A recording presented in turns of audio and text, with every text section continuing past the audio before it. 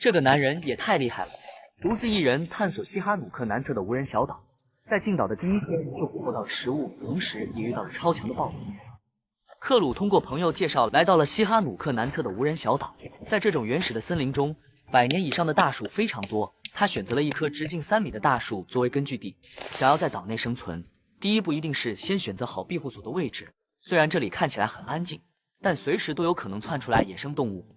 他选择的这棵内部空心的古树是非常好的庇护所。古树的造型3面环绕，克鲁只需要在它的内部做出来一个离地空间，然后再把门做好就能使用了。第一天进入荒岛，庇护所不能耗费太多的时间，因为他今天还要设置陷阱。这次出行他没有携带任何的食物，而工具也只有锯子和斧头。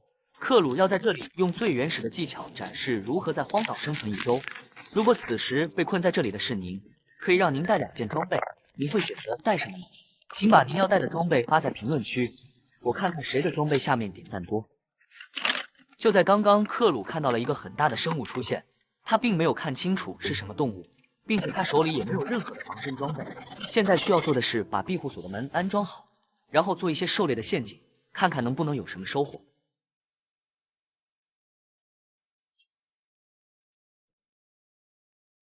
第一个陷阱就设置在了庇护所后面10米的地方，如果太远的话会听不到抓到猎物的声音。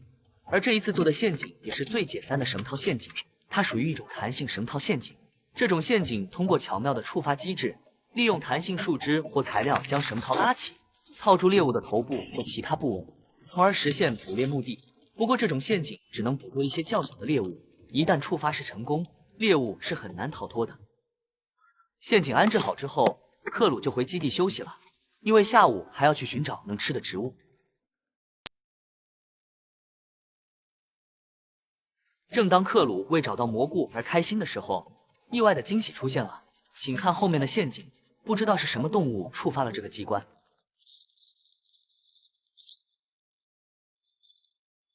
当走近看到猎物的时候，克鲁都感觉到无奈，这东西也太小了吧。不过苍蝇再小也是肉，不管怎样，今天晚上是有肉吃了。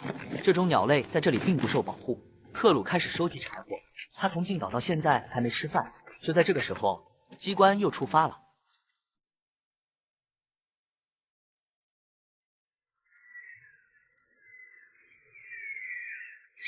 此时的克鲁非常开心，这次晚上能吃个饱饭了。他不知道自己是太幸运了，还是这些鸟类自在的太久了。如果不是知道自己在野外求生，这鸟简直就像是节目组安排的一样。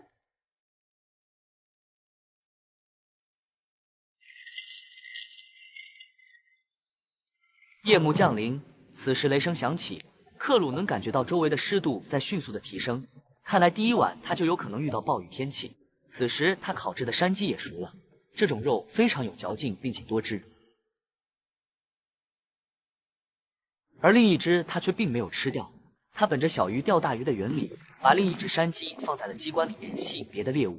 而在夜里的时候，他就会非常后悔他现在的做法。从克鲁的记录仪上可以看到，他的右耳确实吸引了猎物，他来了。克鲁听到了让他此生都不能忘记的声音，他知道这种生物的出现意味着他的右耳很有可能的白白浪费了。克鲁算计好了一切，可是他没有想到这里竟然会有群居的动物出现。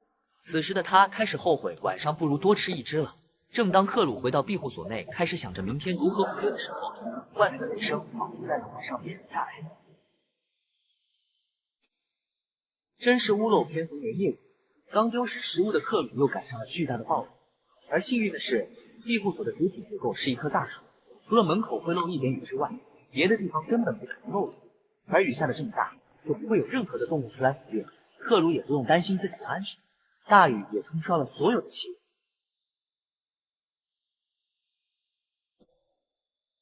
此时的克鲁终于可以美美的进入梦乡了。